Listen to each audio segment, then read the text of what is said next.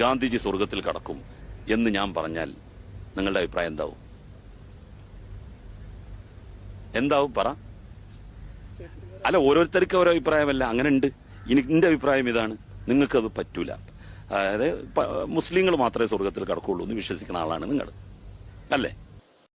താങ്കളുടെയും അദ്ദേഹത്തിന്റെയും എന്റെയും അഭിപ്രായം ഇല്ലല്ലോ. അള്ളാഹുവിന്റെ കിതാബിൽ നിങ്ങളിത് വിശ്വസിക്കുന്നുണ്ടെങ്കിൽ എന്ത് പറയുന്നു എന്ന് പരിശോധിക്കാം.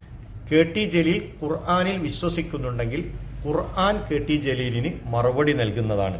ഖുർആനിലെ 2-ാം അധ്യായമായ സൂറത്തുൽ ബഖറയിലെ 82-ാമത്തെ സൂക്തം, വല്ലദീന ആമനു, ആരെങ്കിലും അള്ളാഹുവിൽ വിശ്വസിച്ചു, വ അമിലു സ്വാലിഹാത്തി, പിന്നെ സൽക്കർമ്മങ്ങളും ചെയ്തു, ഉലായിക അസ്ഹാബുൽ ജന്ന, ആ കൂട്ടരാണ് സ്വർഗവാസികൾ, ഹും ഫീഹ ഖാലിദൂൻ, അവർ ആ സ്വർഗത്തിൽ നിത്യവാസികളായിരിക്കും. സൂറത്തു ആലു ഇമ്രാനിലെ 85-ാമത്തെ സൂക്തം, വമൻ യബ്തഗി ഗൈറൽ ഇസ്ലാമി ദീന, ആരെങ്കിലും ഇസ്ലാം ദീനല്ലാത്ത മറ്റു വല്ലതും തേടിപ്പോയാൽ ഫലൻ യുഖ്ബല മിൻഹു, അവരിൽ നിന്ന് അത് സ്വീകരിക്കപ്പെടുകയില്ല, വഹുവ ഫിൽ ആഖിറത്തി മിനൽ ഖാസിരീൻ, അവൻ പരലോകത്ത് നഷ്ടകാരികളിൽ പെട്ടവരായിരിക്കും.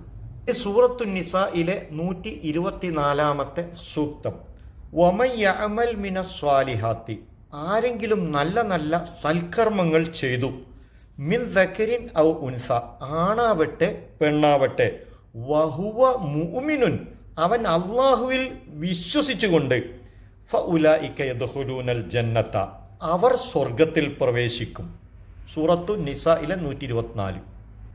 ഒരാൾ യഥാർത്ഥ അള്ളാഹുവിൽ വിശ്വസിക്കുന്നില്ല, അള്ളാഹുവിൻ്റെ കിതാബായ ഖുർആനിലും അയാൾ വിശ്വസിക്കുന്നില്ല, മുഹമ്മദ് നബിയിലും വിശ്വസിക്കുന്നില്ല, ഖുർആനിൽ പരാമർശിക്കപ്പെട്ട ആഖിറത്തിലോ സ്വർഗത്തിലോ നരകത്തിലോ അയാൾക്ക് വിശ്വാസമില്ല, പക്ഷെ അയാൾ ധാരാളം സൽക്കർമ്മങ്ങൾ ചെയ്തിട്ടുണ്ട്, അദ്ദേഹം മരിച്ചുപോയി, അദ്ദേഹം സ്വർഗത്തിലാണെന്ന് എനിക്ക് എങ്ങനെയാണ് ഉറപ്പിച്ചു പറയാൻ സാധിക്കുക? ഖുർആൻ സൂറത്തുൽ ഇസ്രായിലെ 19-ാമത്തെ വചനത്തിൽ പറയുകയാണ്, വമൻ അറാദൽ ആഖിറത, ഒരുവൻ ആഖിറത്ത് ആഗ്രഹിച്ചു, പരലോകം, വസഅ ലഹാ സഅയഹ, ആ പരലോകത്തിന് വേണ്ടി അദ്ദേഹം ധാരാളം നല്ല പ്രയത്നങ്ങൾ ചെയ്തു, വഹുവ മുഅ്മിനുൻ, അവൻ അള്ളാഹുവിലും പരലോകത്തിലും വിശ്വസിച്ചുകൊണ്ട്, ഫഉലൈക കാന സഅയുഹും മഷ്കൂറ, അവന്റെ പ്രയത്നങ്ങൾ തീർച്ചയായും അഭിനന്ദിക്കപ്പെടും എന്നാണ് ഖുർആൻ പറയുന്നത്.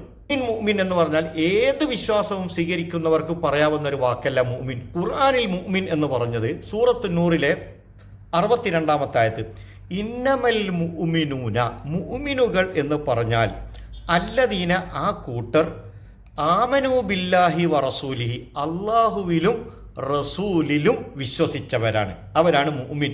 മനസ്സിലായല്ലോ മുഅ്മിനുകളും ആരാണെന്ന്?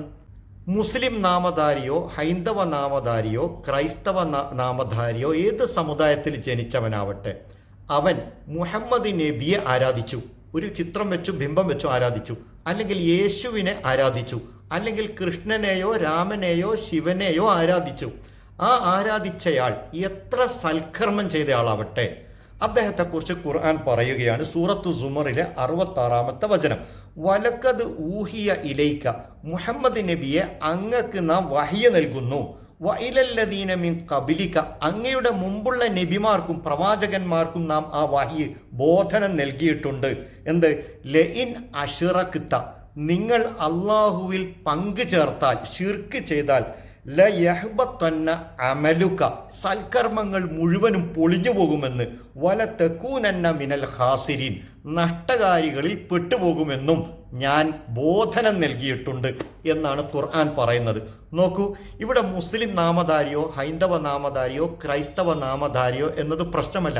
എനിക്ക് തന്നെ അറിയില്ല എൻ്റെ ബാപ്പയും ഉമ്മയും സ്വർഗത്തിലാണോ നരകത്തിലാണോ എന്ന്. ഇന്ന വ്യക്തി സ്വർഗത്തിലാണെന്നോ നരകത്തിലാണോ എന്ന് നമുക്ക് പറയാൻ അധികാരമില്ല. പക്ഷെ മൊത്തത്തിൽ ഈ സ്വഭാവമുള്ളവർ സ്വർഗത്തിലാണ്, ഈ സ്വഭാവമുള്ളവർ നരകത്തിലാണ് എന്ന് പറയാൻ കഴിയും. ഖുർആനും അതുപോലെ തന്നെ പ്രവാചകനായ മുഹമ്മദ് നബിയും ഇന്നയാൾ സ്വർഗത്തിലാണ് ഇന്നയാൾ നരകത്തിലാണ് എന്ന് പറഞ്ഞാൽ അവരെക്കുറിച്ച് നമുക്ക് പറയാം അയാൾ സ്വർഗത്തിലാണ് അയാൾ നരകത്തിലാണ് എന്ന്.